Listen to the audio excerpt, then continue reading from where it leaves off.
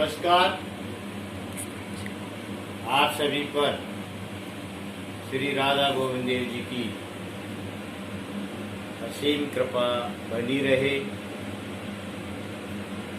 मानव मस्तिष्क को ऊर्जावान बनाए रखने के शीर्षक से प्रातः स्मरणीय ब्रह्मलीन मेरे पिताजी स्वर्गीय श्री बिहारी लाल जी वशिष्ठ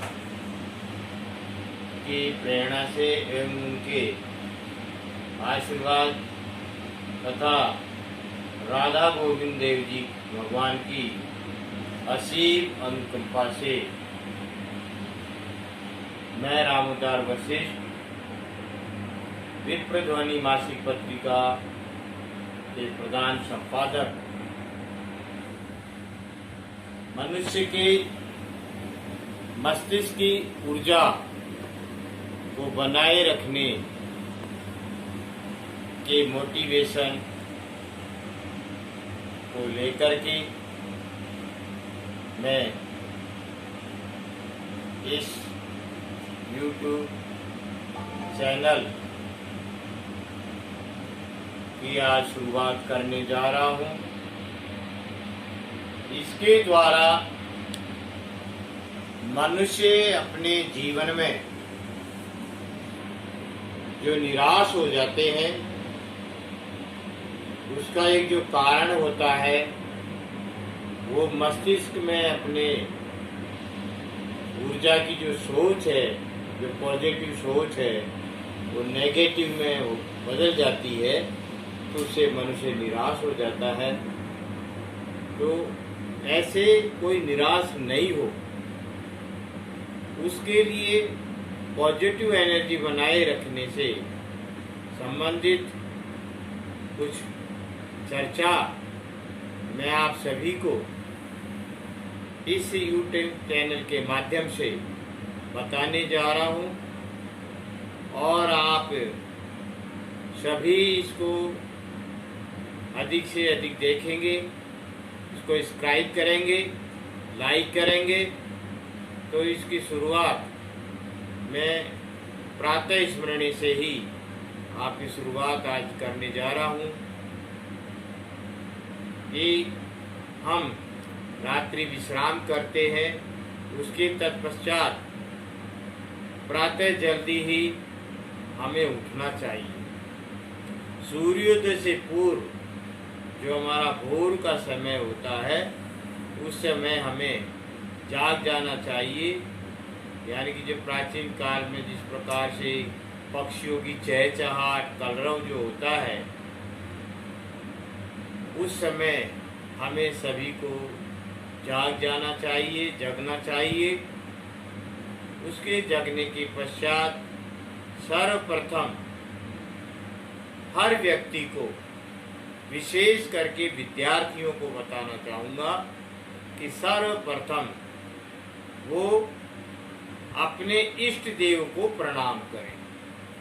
जिसका जो भी इष्ट देव है उसे प्रणाम करें, या अपने शयन कक्ष में जिस किसी भी आपने जिस ईश्वर को मानते हैं, जिसकी आराधना आप करते हैं, अच्छा तो वो ही होगा कि उसकी तस्वीर आपके सामने हो और उठते ही आपकी उस पर नजर जाए और आप उसे प्रणाम करें। उसे प्रणाम करने के पश्चात आप जब जमीन पर पैर रखने जा रहे हैं अपने बेड से, जैसे ही आप उठते ही हमको जमीन पर अपने कदम रखने होते हैं। तो आप जमीन पर कदम रखने से पहले आप उस धरती माँ को नमस्कार करें, उसको हाथ से छू करके उसे चरण स्पर्श करें, धरती को छू करके और उसे अपने ललाट से लगाएं। जो हमारा ब्रह्म है इससे छुएं। तो ये हमारी धरती माँ है। इसका लॉजिक ये होता है कि हम फिर दिन भर जो भी अच्छे बुरे कार्य करते हैं हम इस धरती माँ पर ही रहते हैं। यह तो सत्य है कि ये हमारी दूसरी माँ है, हमारा भरण पोषण के लिए इस धरती माँ से अन्न उगाया जाता है। लेकिन इसके अलावा ये दिन भर जो हम क्रियाकलाप करते हैं वो हम हमारी इस पर धरती माँ पर ही विचरण करते हैं। इसलिए एक क्षमा याचना के रूप में जैसे ही उठते ही हमें इसे नमस्कार करना चाहिए, प्रणाम करना चाहिए। और ये करने के बाद में ही जो हमारे जीवन की जो दिनचर्या है, नित्य क्रियाक्रम है, स्नान आदि करना है, पूजा पाठ करना है, वो शुरुआत करनी चाहिए। मैं ये सब कुछ आपको इसलिए बताने जा रहा हूँ कि जैसे कि हम आज का हमारा जो समय है ये आपका मोबाइल का युग है। बच्चे दिन भर मोबाइल में लगे रहते हैं, बड़े हम भी आज परिवार में जितने सदस्य हैं सब है, जो चाहे रूम में बैठे हों, लेकिन जितने लोग होते हैं सब अपने मोबाइल में रहते हैं। ऐसा जब मोबाइल में लगे रहते हैं तो मोबाइल आपका डिस्चार्ज हो जाता है, उसको फिर आप चार्जर में लगाते हैं तो फिर वो चार्ज होता है तो दोबारा से फिर उसका यूज करना शुरू कर देते हैं। ठीक इसी प्रकार से हमारा मस्तिष्क भी जब हम क्रियाकलाप करते हैं, कोई भी काम करते हैं, सोचते हैं, दिन भर ऑफिस जाते हैं, बच्चे भी विद्यालय में जाते हैं, अपना अध्ययन करते हैं, तो उनका भी मस्तिष्क डिस्चार्ज हो जाता है। और ये डिस्चार्ज हो जाने से कई जो जिम्मेदार व्यक्ति होते हैं या बच्चे अनावश्यक वजन समझ करके और होपलेस हो जाते हैं, निराश हो जाते हैं और कोई गलत कदम उठाने की तक की भी सोच लेते हैं। ऐसी स्थिति के अंदर इसका मतलब ये होता है कि हमारा मस्तिष्क दिमाग भी डिस्चार्ज हो गया, तो इसे भी हमें चार्जिंग में लगा करके चार्ज करना चाहिए। तो ये जो चार्ज करने का जो तरीका है, इसका जो चार्जर है, इसकी जो एनर्जी है, इसकी जो विद्युत है, लाइट है, वो कहाँ से आएगी?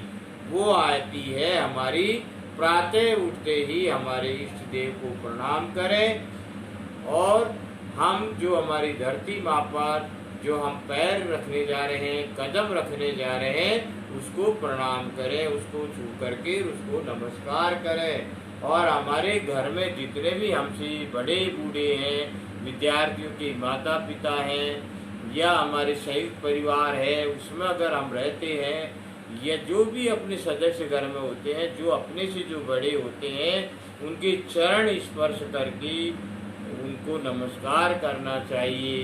तो इस प्रकार से अगर हम प्रातः जो समय है हमारा, अगर हम सभी को अभिवादन करके एक पॉजिटिव सोच के साथ हमारी दिनचर्या शुरू करते हैं तो हम भी, हमारा मस्तिष्क भी चार्ज होता है और दिन भर उसी से फिर हम हमारा क्रियाकलाप करते रहते हैं। तो आज की शुरुआत में आपको यहीं तक बताता हूँ।